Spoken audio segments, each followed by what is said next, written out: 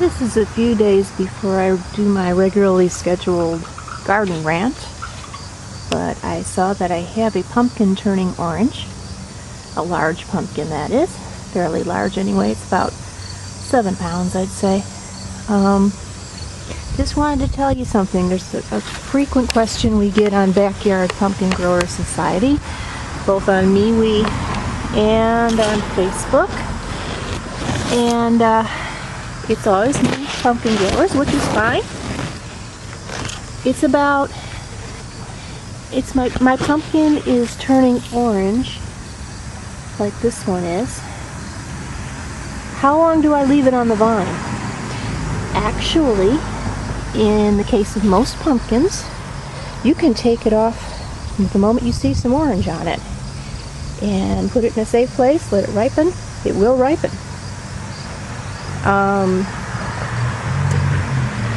The thing is, once a pumpkin starts turning orange, it has stopped growing. Even one like this over here that is just showing speckles of orange. Let's see if I can get in there better, because I know this camera plays tricks on me. There we go. Just speckles of orange on that one. That one will not grow anymore. So you can take them out of the garden the moment you see orange. And I have been doing that because of all the insect damage. So yeah, I hope that clears up some things for a few new growers. I think our haul is going to be 4 or 5 Corvettes this year out of about 7 vines. And 1 magic lantern. 3 actually, but the other 2 rotted. Or at least they show signs of rotting. We've got 1 in the garage right now that I don't think is going to make it to Halloween. So, considering what happened last year, I'm happy with it. Most years, though, I would not be happy with it because I want to see a lot more pumpkins out of my vines. Anyway, here's the other thing I wanted to show you. That is what is growing on the vine, the mystery curcubit that I rescued from my lawn earlier this year. I don't know what it is, but I thought I'd show it to you. Okay, so that's just a little update. Regular video coming later.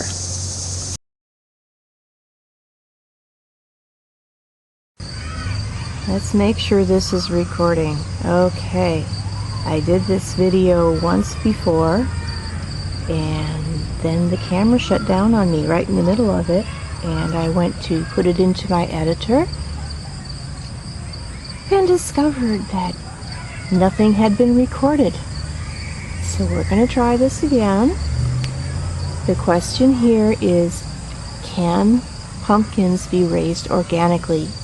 And I'm talking specifically about backyard gardens, not about commercial, like farms and stuff like that. Anyway, you can raise pumpkins if you carefully choose your variety that you're growing. Always get one that is marked powdery mildew or PM resistant. As you can see, Corvette here has reached the end of the season, and there's no sign of powdery mildew. Well, a little bit, right on that leaf sticking up there. But usually, in this patch, powdery mildew shows up at the end of July. And in fact, it may be showing up on Magic Lantern, which is further to the back there. But it's not showing up on Corvette. So, even though Magic Lantern is powdery mildew resistant, and it is very late for powdery mildew to show up, it's still got it anyway. Corvette is the first one I've ever seen who really doesn't have it at all at the end of August, except for 1 leaf. And that actually may be a Magic Lantern leaf.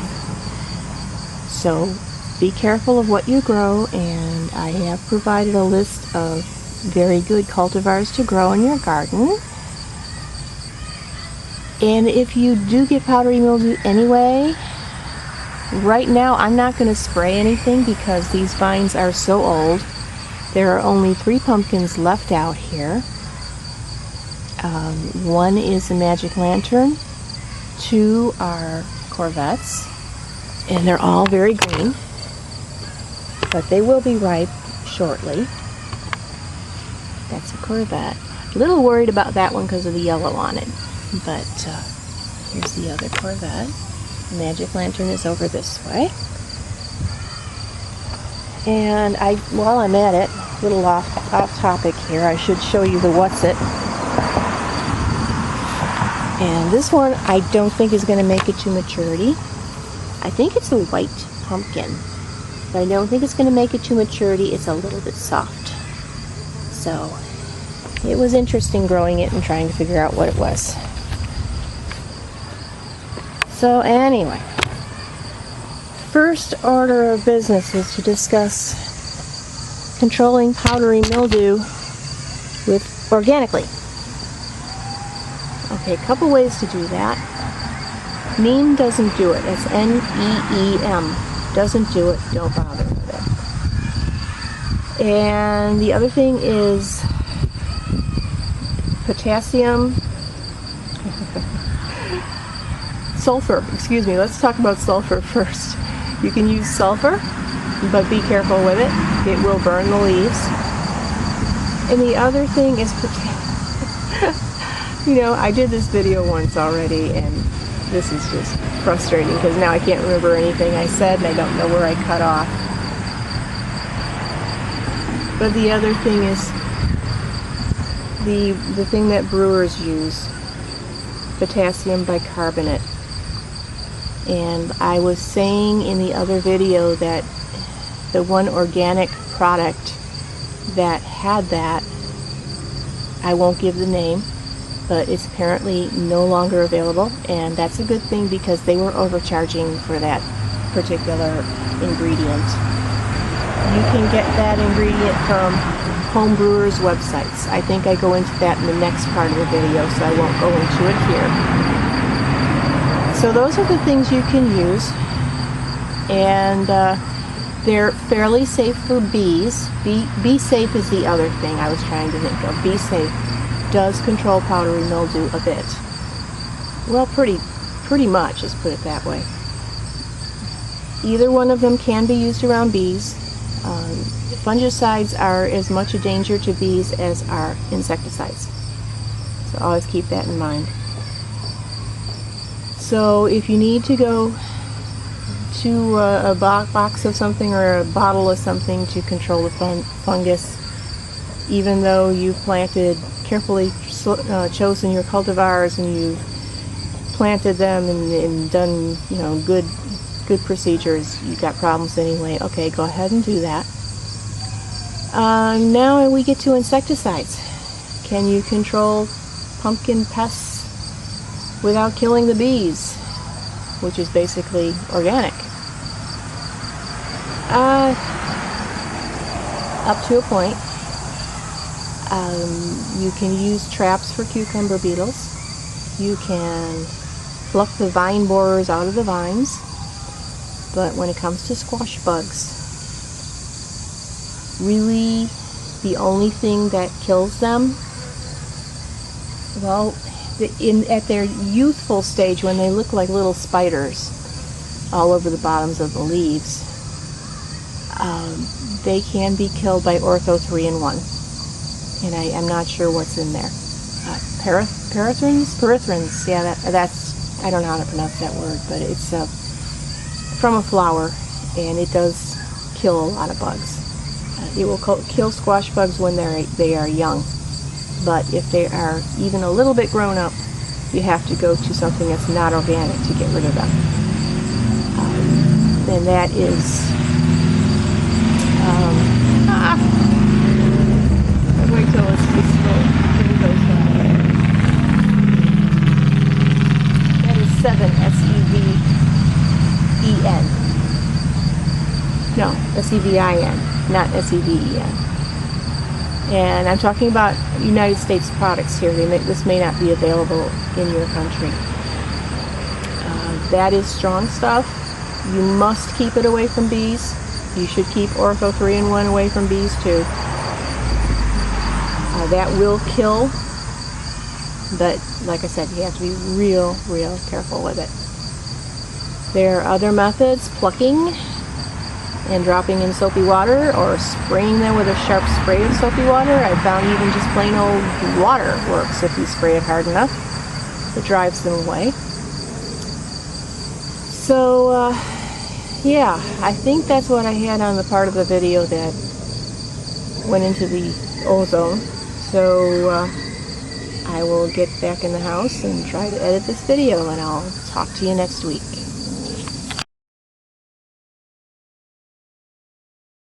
My camera shut down on me. That has never happened before. Anyway, make sure, I better go back. Potassium bicarbonate,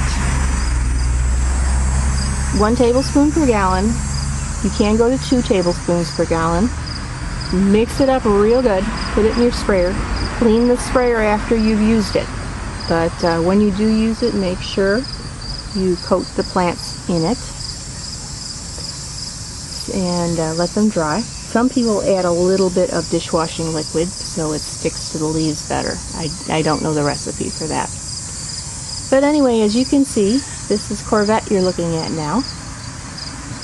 The leaves look great. I have never gotten to the last week of August, or almost the last week of August, with the leaves looking this good on a pumpkin vine.